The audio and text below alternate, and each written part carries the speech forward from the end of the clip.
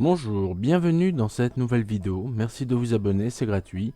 Il suffit simplement de cliquer sur le logo qui apparaît en bas à droite de votre écran. Aujourd'hui, nous allons parler du léopard. Et je voudrais revenir sur ce qu'on appelle le léopard. Ça comprend aussi la panthère, donc panthère et léopard, c'est le même animal. Dans cette vidéo, nous allons d'abord décrire l'animal, voir ses caractéristiques, son environnement, son mode de fonctionnement. Ensuite, nous parlerons de sa reproduction et de sa sexualité. Et nous finirons cette vidéo en parlant de la panthère noire. La première chose qu'il faut savoir sur le léopard, c'est que c'est un animal solitaire. Je parle en particulier sur le mâle. Rare moment où monsieur voudra rencontrer des animaux de son espèce, ça sera au moment de la reproduction. Et monsieur cherchera une femelle pour pouvoir justement avoir des rapports sexuels. Pour ce qui est de la femelle, c'est autre chose puisque madame va faire te rencontrer monsieur et être fécondée pour pouvoir avoir un petit. Et elle pourra garder son petit jusqu'à un certain âge qui dépasse rarement l'année. C'est entre 9 mois et 12 mois. Et à partir de ce moment-là, elle le rejettera et le gamin devra faire sa propre expérience tout seul. Pour le décrire physiquement, déjà ce que l'on peut dire, c'est que le mâle est toujours plus volumineux que la femelle. Généralement, concernant les léopards, ils font pour les mâles environ 58-60 kg et pour la femelle entre 37 et 40 kg. Donc on dira vraiment que physiquement il y a une différence entre le mâle et la femelle. Ça peut vous aider à savoir si face à vous c'est un mâle ou une femelle. Pour savoir si l'animal que vous avez en face de vous est bien un léopard, il faut savoir que pour ce qui concerne le pelage de cet animal, il a des sortes de taches noires avec un fond de couleur qui rappelle la couleur sable, donc un jaune. Ensuite, il faut savoir que pour les parties de son corps qui sont la gorge, la poitrine, le ventre, la face interne des pattes et la queue sont blanches.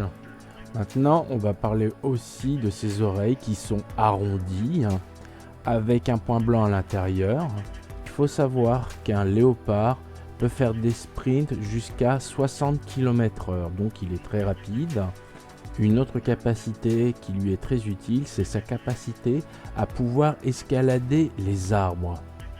Cette capacité lui permet de pouvoir échapper à des prédateurs plus puissants que lui, mais qui n'ont pas la capacité de grimper sur les arbres.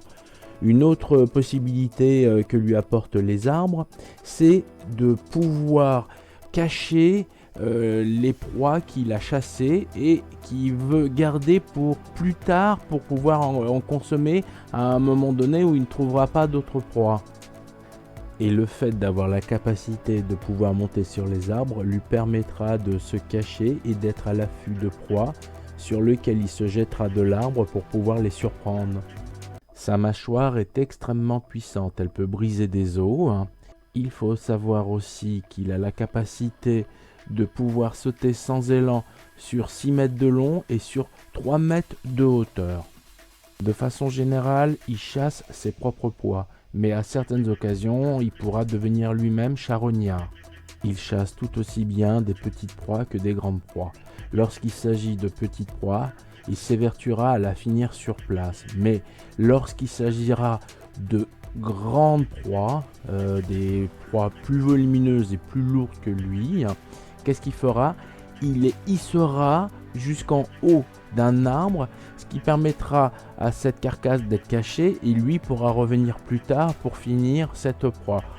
Il est si fort qu'il pourra hisser une proie d'environ 150 kg alors que lui, comme on a vu précédemment, il ne dépasse pas la soixantaine de kilos. Cette capacité de courir vite, d'escalader, d'avoir une très grande force et une mâchoire extrêmement puissante fait de lui un prédateur extrêmement dangereux. Par contre, c'est un animal qui n'est pas très déterminé, c'est-à-dire que par exemple, si une proie court trop vite, il aura tendance à abandonner la course. il sera plus enclin à viser des proies faciles. Si une personne se trouve face à un léopard et que cet animal commence à siffler, gronder, grogner, ça peut signifier qu'il a soit peur, soit qu'il est en colère. Donc, en général, lorsque cet animal fait ces bruits, il y a un véritable danger vis-à-vis de l'animal ou de l'humain en face. Le mode de chasse pour ce prédateur est plutôt dans le genre furtif, c'est-à-dire qu'il essaiera toujours de s'approcher le plus discrètement de sa proie pour pouvoir lui sauter dessus à la dernière seconde. Et qu'est-ce qu'il fera de façon générale? Soit il le mordra à la nuque pour pouvoir le tuer sur le coup, ou alors le mordre à la gorge pour pouvoir l'étouffer. Il y a même certaines occasions où il montera, comme on avait dit précédemment, sur un arbre et se jettera de l'arbre pour surprendre sa proie. Maintenant, je vais vous parler de quelque chose d'assez effrayant. Le léopard, de façon générale, n'a pas peur de l'humain. Il est même arrivé à certaines occasions que le léopard décide de vivre dans les villes. Lorsque ça avait été le cas, cet animal s'était nourri de bétail, de chiens errants et avait même essayé d'attaquer des jeunes enfants. Il y a même une anecdote, cela concerne un léopard qui s'était échappé du zoo de Nairobi dans les années 1970. Et bien évidemment, les gens du zoo avaient voulu traquer cet animal, mais quelle a été leur surprise durant la battue, où finalement ce n'est pas un léopard qu'ils ont trouvé, mais 5 léopards. La durée de vie d'un léopard se situe en général entre 12 et 15 ans, mais lorsqu'ils vivent en captivité, ils peuvent monter jusqu'à 23 ans.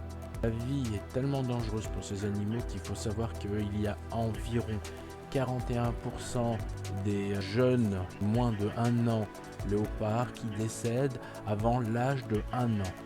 Nous allons maintenant parler de la reproduction et de la sexualité de cet animal. La période de copulation entre les léopards durera approximativement 1 semaine. Durant cette période, monsieur et madame auront des rapports très fréquents qui peuvent aller entre 50 fois et 100 fois par jour. Chaque rapport durera à peu près entre 3 et 7 secondes. Durant cette période, ce sera généralement la femelle qui prendra l'initiative. Mais lors des rapports eux-mêmes, ça sera quand même monsieur qui dominera puisqu'il immobilisera la femelle en lui maintenant la nuque avec sa mâchoire. Lorsque la femelle aura été fécondée, à partir de ce moment-là, monsieur et madame se sépareront et reprendront une vie solitaire. Monsieur vivra tout seul, comme à son habitude. Par contre, la femelle, dès qu'elle aura mis bas, trouvera une tanière, un refuge où elle pourra se cacher et élever ses petits. Par contre, du fait du danger environnant, il faudra qu'elle change régulièrement de tanière. Donc, c'est une vie quand même assez difficile pour la femelle et ses petits. Nous allons maintenant conclure cette vidéo en parlant de la panthère noire. Il faut savoir que la panthère noire est un léopard. Mais comme vous pouvez le voir dans cette image, lui aussi a les taches. Les fameuses taches de couleur noire, mais noir sur noir, ça ne se voit quasiment plus. Il faut un éclairage assez particulier pour pouvoir les voir. Donc, panthère et léopard, même animal. Si la panthère noire a cette couleur, c'est du fait d'une mutation génétique qui s'appelle le mélanisme. Les panthères noires ne sont pas les seuls animaux qui sont touchés par ce mélanisme. Il y a aussi certaines catégories d'oiseaux, de canidés, c'est-à-dire de chiens, donc c'est pas une rareté, mais ce n'est pas fréquent. Voilà, merci, bientôt de nouvelles vidéos, merci de vous abonner, à bientôt.